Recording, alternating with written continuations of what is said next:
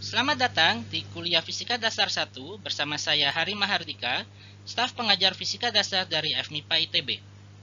Kita akan melanjutkan materi kuliah benda tegar, di mana hari ini kita akan membahas tentang momen inersia sistem benda titik dan benda tegar. Pada dinamika translasi atau gerak lurus, hukum kedua Newton menyatakan bahwa benda yang diam atau dalam keadaan kecepatan konstan akan berubah kecepatannya atau mulai bergerak apabila ada gaya yang beraksi pada benda tersebut. Hukum ini kita kenal melalui persamaan F sama dengan M dikalikan dengan A. Ini artinya, benda akan berubah kecepatannya dari keadaan awal apabila gaya yang beraksi padanya berhasil melawan sifat inersia atau kelembaman dari benda tersebut. Jadi, definisi dari inersia adalah sifat materi yang muncul sebagai respon dari perubahan momentum yang beraksi pada materi tersebut, di mana pada dinamika translasi, sifat inersia dimiliki oleh variabel massa. Pada dinamika rotasi, hukum kedua Newton menyatakan bahwa benda yang diam atau dalam keadaan kecepatan sudut konstan akan berubah kecepatan sudutnya atau memiliki percepatan sudut atau mulai bergerak melingkar relatif terhadap suatu sumbu putar apabila ada lengan atau momen gaya yang beraksi pada benda tersebut. Hukum ini sekarang kita tulis sebagai tau sama dengan I dikali dengan alfa. Per definisi, momen inersia merupakan jumlah dari perkalian seluruh massa partikel penyusun materi dengan kuadrat jaraknya yang diukur dari suatu garis yang telah ditentukan. Dalam hal ini adalah sumbu putar. Sedangkan torsi atau torka merupakan hasil perkalian silang antara vektor posisi sebuah materi yang terukur dari sumbu putar dengan gaya yang beraksi pada materi tersebut.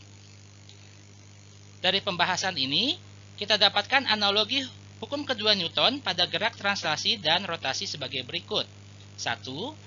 Torsi tau merupakan analogi rotasi untuk gaya F. 2. Momen inersia I merupakan analogi untuk massa M. Dan 3. Jika nilai inersia suatu benda itu besar, maka diperlukan torsi yang juga besar untuk memperoleh percepatan sudut tertentu. Pembahasan lebih mendalam mengenai fisika dari torsi akan kita lakukan pada segmen selanjutnya, sedangkan pada segmen ini kita akan fokus pada pembahasan mengenai momen inersia. Setelah kita membahas hukum kedua Newton untuk gerak rotasi satu partikel, sekarang kita tinjau bagaimana hukum tersebut berlaku untuk suatu sistem yang terdiri dari kumpulan partikel.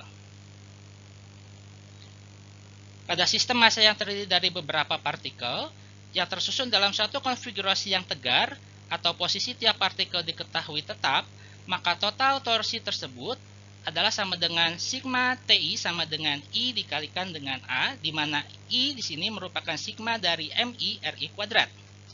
Di mana I di sini menyatakan indeks partikel, misalnya pada gambar di samping, yang terdiri dari 4 partikel, maka indeks berarti ada partikel 1, partikel 2, partikel 3, partikel 4. Karena partikel-partikel tersusun secara tegar, maka percepatan sudut alfa dari masing-masing partikel penyusun sistem adalah sama. Sehingga torsi total sistem benda diformulasikan sebagai torsi total sama dengan I dikalikan dengan alfa, dan momen inersia sistem benda titik dinyatakan sebagai I sama dengan sigma I sampai N dari MI RI kuadrat, di mana N menyatakan jumlah total partikel.